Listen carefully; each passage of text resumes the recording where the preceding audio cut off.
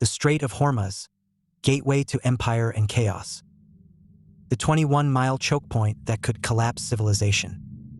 Picture this: a narrow waterway barely wider than the distance between Manhattan's tip and the Bronx. Now imagine that every day, 1/5 of the world's oil, the lifeblood of modern civilization, must squeeze through this maritime bottleneck. Welcome to the Strait of Hormuz, where geography becomes destiny, and where a single miscalculation could plunge the global economy into chaos. But here's what most people don't realize.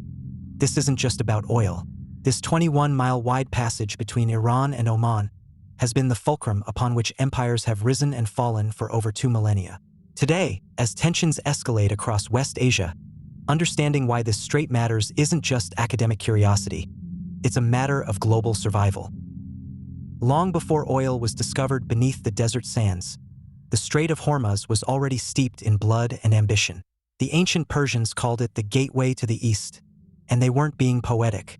In 539 BCE, when Cyrus the Great's empire stretched from India to Egypt, controlling the strait meant controlling the flow of silk, spices, and precious stones between the known worlds of Asia and the Mediterranean. The Portuguese understood this truth when they seized the strait in 1515, establishing one of history's first truly global maritime empires. Afonso de Albuquerque, the Portuguese admiral who conquered Hormuz Island, reportedly declared that whoever controls Hormuz controls the trade of the Indies. For over a century, Portuguese cannons commanded these waters, extracting tribute from every merchant vessel that dared to pass. But empires built on narrow foundations often crumble spectacularly. In 1622, the Safavid Persians, allied with the English East India Company, drove out the Portuguese in a bloody siege that lasted months. The lesson was clear: controlling Hormuz required not just naval power, but regional alliances and an understanding of local dynamics. Fast forward to 1908, when a British prospector struck oil in southwestern Iran. Suddenly, the Strait of Hormuz transformed from a regional trade route into a strategic asset of global importance. By the 1930s, as mechanized warfare and industrial society became dependent on petroleum, military planners in London, Berlin, and Washington began to grasp a terrifying truth: whoever could close the strait could effectively shut off the world's energy supply. During World War II, this reality became brutally apparent. When Nazi Germany's U-boats prowled the Atlantic and Japanese forces threatened Southeast Asian oil fields, the Allies found themselves desperately dependent on Persian Gulf oil flowing through Hormuz. British and Soviet forces occupied Iran not out of territorial ambition, but from the cold recognition that losing access to these oil flows could mean losing the war itself. The post-war era only amplified the strait's importance.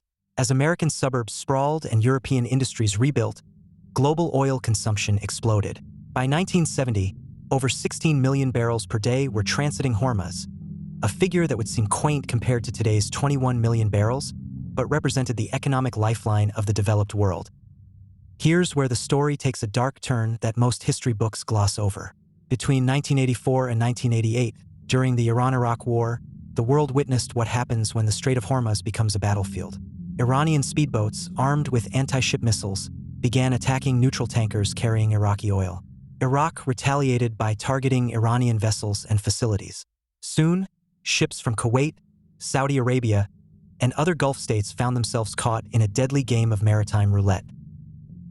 The Tanker War, as it became known, saw over 540 attacks on merchant vessels. Insurance rates for Gulf shipping skyrocketed by 400%. Oil prices gyrated wildly as markets tried to price in the risk of supply disruption. Most ominously, both Iran and Iraq began deploying naval mines, crude but effective weapons that could sink a supertanker carrying 2 million barrels of oil. The international response was swift and revealing. Operation Earnest Will, launched by the Reagan administration, saw U.S. Navy warships escorting Kuwaiti tankers reflagged under American colors. The message was unmistakable. The free flow of oil through Hormuz was a vital American interest, worth risking military confrontation with regional powers. But here's the historical irony that should terrify modern strategists. Despite deploying massive naval forces, the U.S. and its allies could never fully secure the strait. Iranian mines continued to threaten shipping. Speedboat attacks persisted. The lesson was sobering. Even the world's most powerful navy struggled to guarantee safe passage through these congested waters.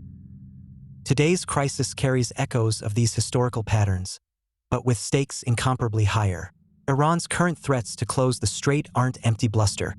They're based on genuine military capabilities developed over decades. The Islamic Revolutionary Guard Corps Navy operates over 1,000 speedboats designed for swarming attacks. They've deployed anti-ship cruise missiles with ranges exceeding 100 miles. Most concerning, they've demonstrated the ability to lay mines covertly and attack shipping using untraceable proxy forces. Meanwhile, the regional balance of power has shifted dramatically since the 1980s. Saudi Arabia and the UAE have built formidable naval forces.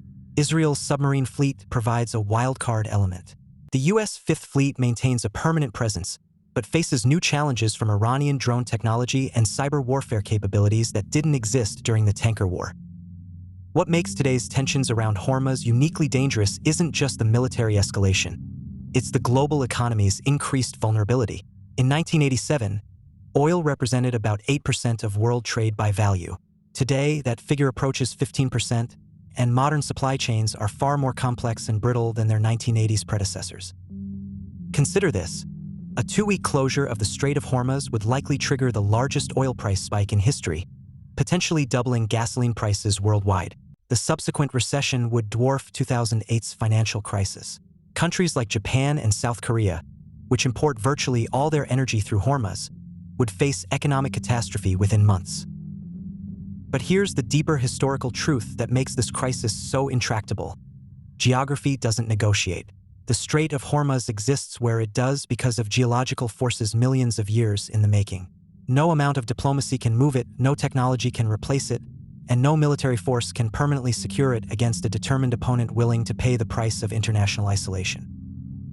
History teaches us that true control over strategic choke points is often an illusion. The Portuguese discovered this when local alliances shifted against them. The British learned it when Iranian nationalism overwhelmed imperial power. The Americans are learning it today as regional dynamics grow increasingly complex and unpredictable. Iran's current leadership understands this historical pattern intimately. They've studied how small powers can leverage geography against larger opponents. They know that closing Hormuz would devastate their own economy, but they also know it would create global chaos that might force international intervention on their behalf, or at least provide powerful leverage in regional negotiations. This is the terrifying logic of Chokepoint strategy.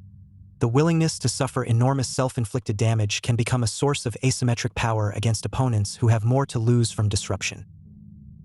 As we stand at this historical crossroads, the lessons from Hormuz's past are both sobering and instructive. No single power has ever maintained permanent control over this strait. Success has always required complex combinations of naval strength, regional alliances, economic incentives, and diplomatic engagement. The Portuguese succeeded for a century by building local partnerships. The British maintained influence through a light footprint and careful attention to regional balance. The Americans achieved temporary stability in the 1990s through a combination of military presence and economic integration. Today's challenge is finding a sustainable framework that acknowledges Iran's legitimate interests while maintaining global energy security. History suggests this will require not just military deterrence, but creative diplomacy, economic incentives, and perhaps most importantly, alternative energy supplies that reduce the world's dependence on this single choke point. The Strait of Hormuz has witnessed the rise and fall of empires, the birth of the oil age, and the evolution of modern geopolitics. As current tensions escalate, we would do well to remember that this narrow waterway has humbled every power that has tried to control it absolutely. In the end, the strait's ultimate lesson may be that true security comes not from dominating choke points, but from building systems resilient enough to survive their temporary closure. The next chapter in this ancient story is being written now, in the war rooms of Tehran, Washington, Riyadh, and Tel Aviv. The outcome will shape not just the future of West Asia, but the trajectory of global civilization itself.